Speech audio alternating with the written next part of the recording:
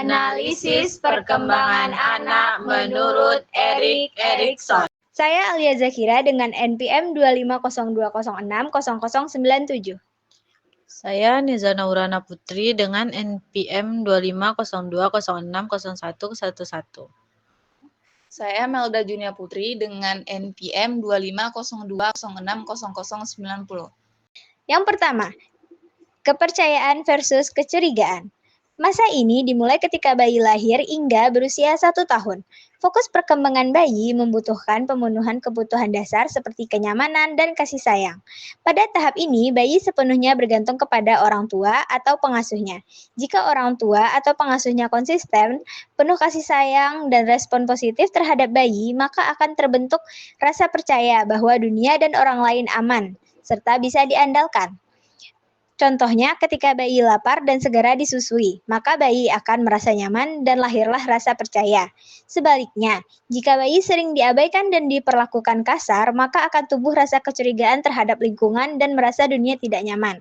Contohnya, ketika bayi menangis terus-menerus diabaikan, maka akan tumbuh rasa tidak diperhatikan dan ketidakpercayaan terhadap lingkungan. Kedua, otonomi versus perasaan malu dan ragu-ragu. Fase ini dimulai ketika balita berumur 1-3 tahun. Fokus perkembangan balita saat ini adalah melatih kemandirian. Pada usia ini, anak mulai ingin melakukan sesuatu sendiri seperti berjalan, makan, berpakaian, serta buang air kecil. Jika orang tua memberi dukungan serta kesempatan yang wajar, maka anak akan berkembang menjadi pribadi yang mandiri serta percaya diri.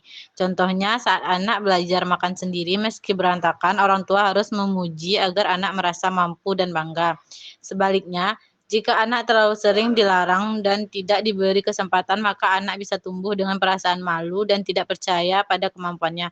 Contohnya, ketika anak ingin berjalan atau berlari tapi malah dimarahi, maka akan muncul rasa malu dan ragu.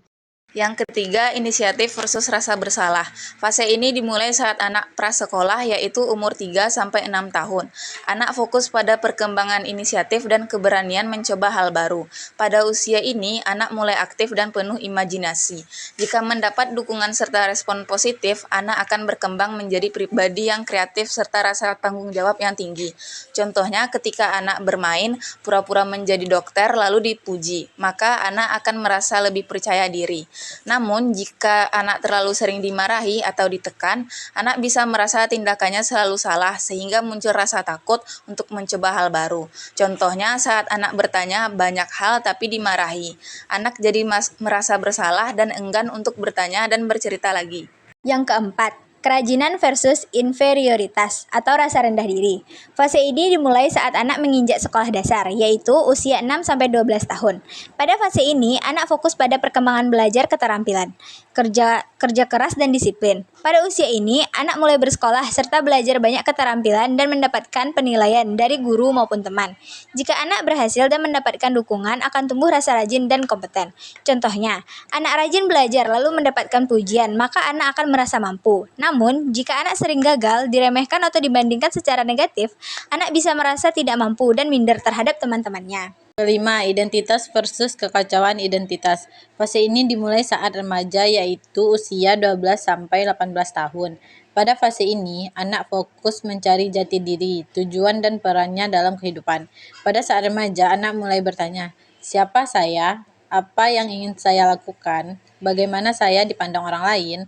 Biasanya remaja mencoba berbagai hal seperti gaya hidup, pertemanan, minat, hingga cita-cita. Jika mendapatkan dukungan, kesempatan mengekspresikan diri dan mendapat arahan positif, maka remaja akan berhasil membentuk identitas diri yang jelas serta ia tahu siapa dirinya dan punya tujuan hidup. Contohnya, remaja yang aktif mengikuti organisasi atau hobi akan menemukan tujuan hidup dan memiliki identitas yang jelas. Sebaliknya, jika remaja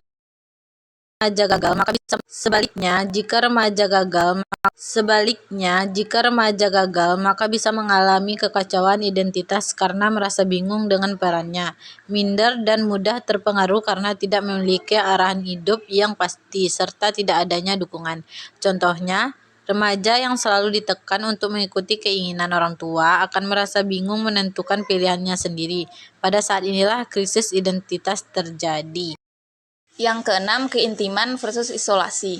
Fase ini dimulai pada saat dewasa muda, yaitu umur 18 sampai 30 tahun.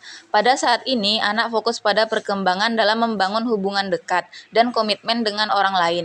Pada tahap ini, anak sudah punya identitas sendiri, sehingga mulai mencari hubungan yang intim dan bermakna. Hubungan ini bisa berupa persahabatan ataupun hubungan romantis. Contohnya, seseorang mampu menjalin persahabatan sehat serta berani berkomitmen, maka hidup akan lebih stabil secara emosional.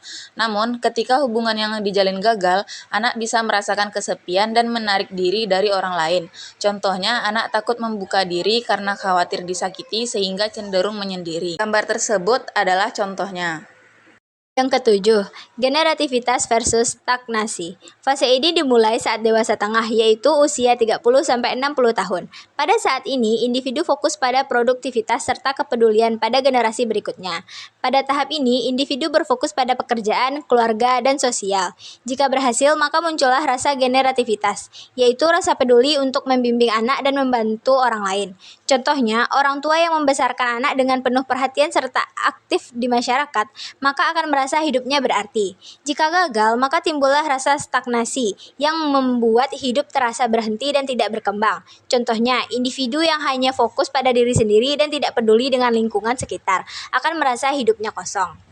Yang kedelapan, integritas versus keputusasaan. Fase ini dimulai ketika lansia, yaitu usia 60 ke atas. Fase ini fokus kepada kehidupan yang telah dijalani. Pada saat ini, seseorang melihat kembali perjalanan hidupnya, seperti apa yang sudah dicapai, kesalahan, kebahagiaan, ataupun penyesalan. Jika seseorang merasa hidupnya dan bisa menerima semua pengalaman dengan ikhlas, maka akan muncul rasa damai dan siap untuk menghadapi akhir hidupnya. Contohnya, lansia yang bangga mendidik anak dan bekerja dengan baik akan merasa tenang dan ikhlas. Jika seseorang merasa hidupnya penuh penyesalan, gagal, dan tidak bermakna, maka akan timbul keputusasaan dan perasaan pahit. Maka akan takut pada kematian dan putus harapan.